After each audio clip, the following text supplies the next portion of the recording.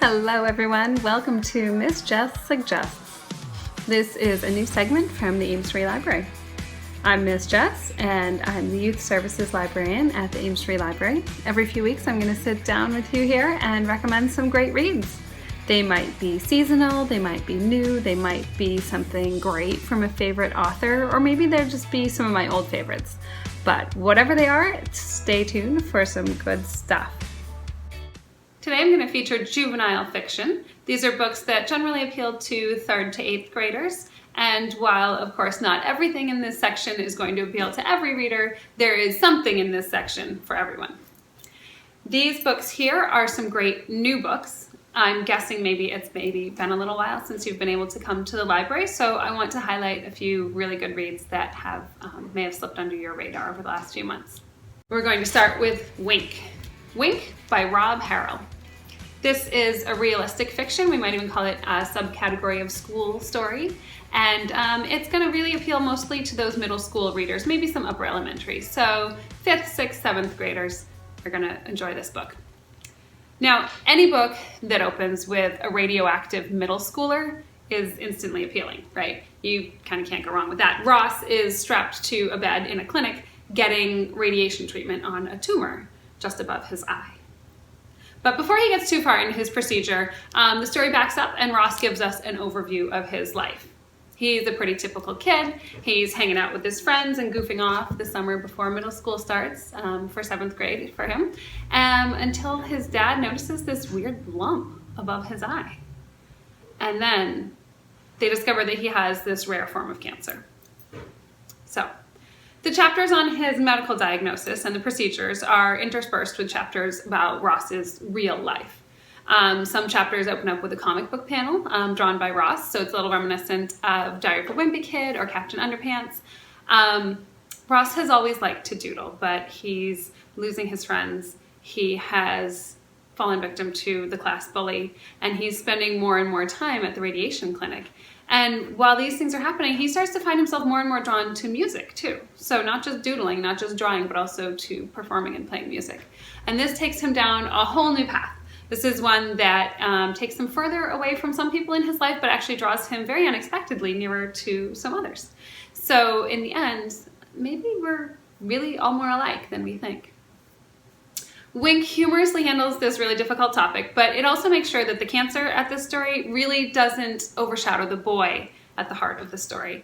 Parts of this book are based on the author's own experience, so it's very realistic, it's very true to life. And he weaves in these little pieces of dealing with this horrible thing, with dealing with cancer, with heart and with humor, and it really speaks to a whole lot of kinds of readers. So I would recommend this book to anyone who's maybe still finding their place, especially in middle school. Anyone who likes to draw or doodle, anyone who likes to make music. I really think even a lot of readers who aren't really excited about reading might find someone to relate to in this book. So, Wink by Rob Harrell, give it a try. Next up we have Pay Attention, Carter Jones by Gary D. Schmidt.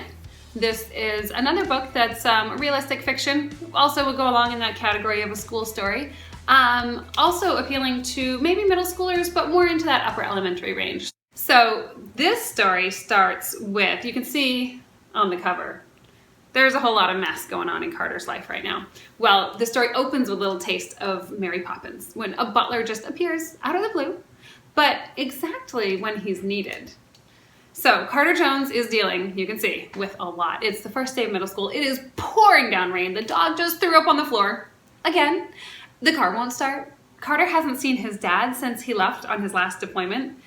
He even mentions a funeral. So things are rough. So when the doorbell rings and there's this butler standing there, like this full suit, very posh British accent, impeccable manners kind of butler, Carter just kind of closes the door on him. He thinks, I don't know what this is and I don't have room for this in my life. Well, eventually Mom gets to the bottom of this, and before they know it, Carter and his 3 sisters are being dropped off at school on the first day in this huge purple car by this fancy butler wearing a bowler hat holding this giant umbrella as Carter gets out of the school. Not exactly the entrance that he was looking for on his first day of middle school.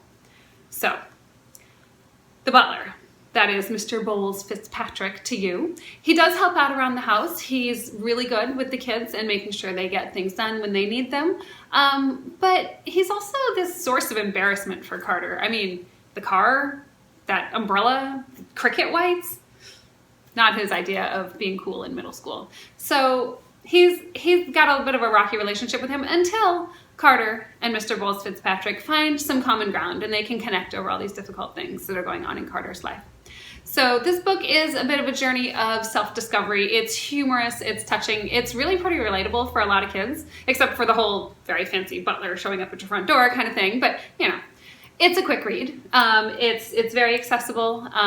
Once you get through a chapter, you kind of want to find out what happens next. This author's really good at leaving you wanting to read more.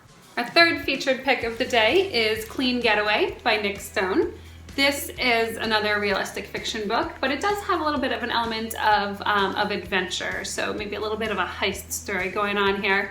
And this one's going to be of interest to those upper elementary and middle school readers again.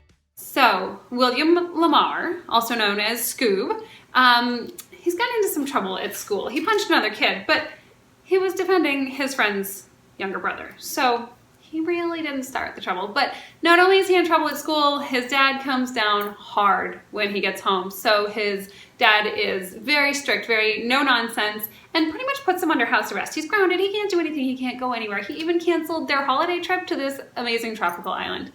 Yeah, so Scoob's kind of not all that excited about that right now, right? So, completely randomly, his beloved grandma, they call her Gma. So when Gma shows up and asks if he just wants to go for a ride, he grabs that suitcase, that one he does not need anymore for his tropical vacation, and he hops in.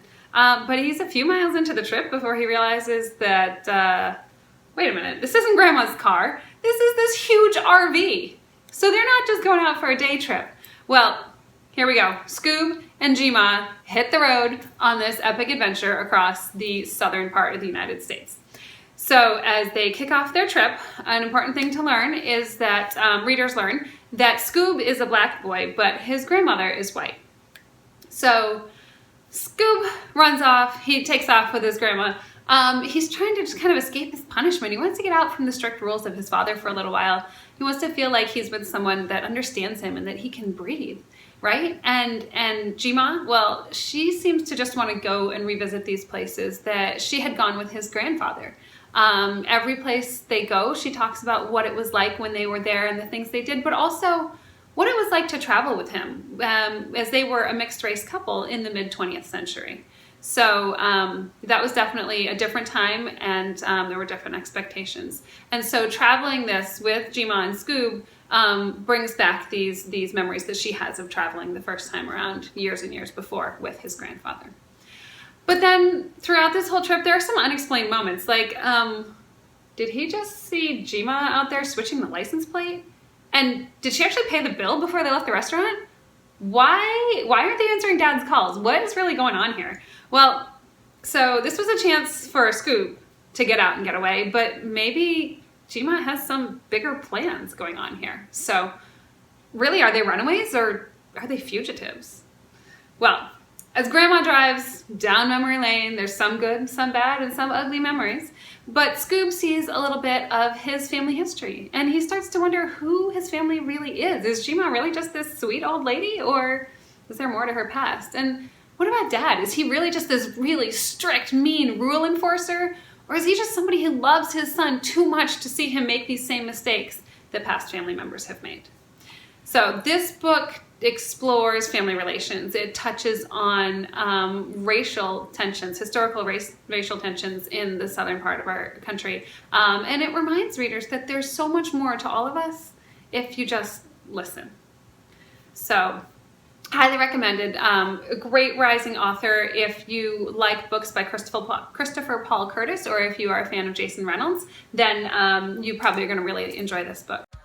My bonus book for today, because I can't stop at just 3, is Cog by Greg Van Eekhout.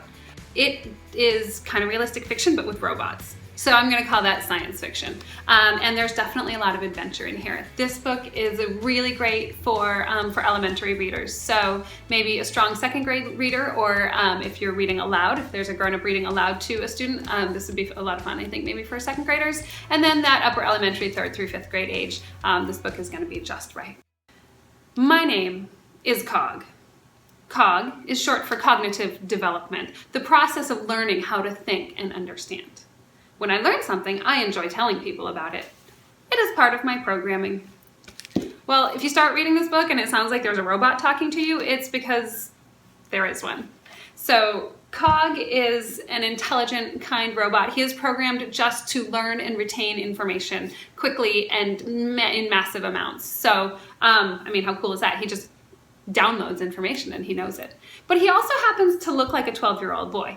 So soon enough, this robot boy is off to save the ones he loves. There's a hot dog the size of a fire extinguisher. There's a robot dog. There's tons of action, including car chases and drones and smashing up science labs and all sorts of really fun stuff. So this is a quick read, and besides just being a fun kind of romp with this robot boy, it's also really touching to see how intelligence and emotions, these brains versus feelings, play out in this robot's electronic brain.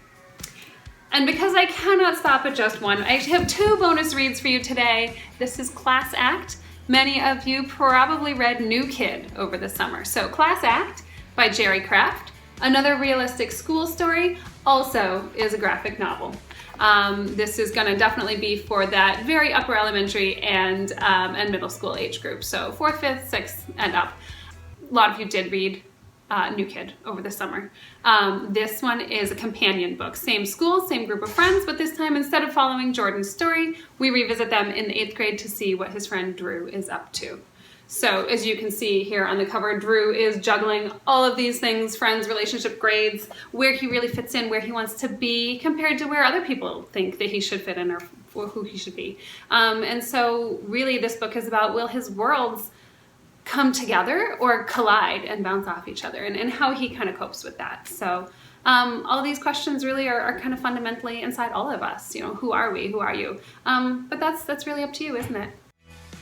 I hope you'll swing by the library to check out these great reads, and you can feel free to call the library or shoot us an email for personalized recommendations.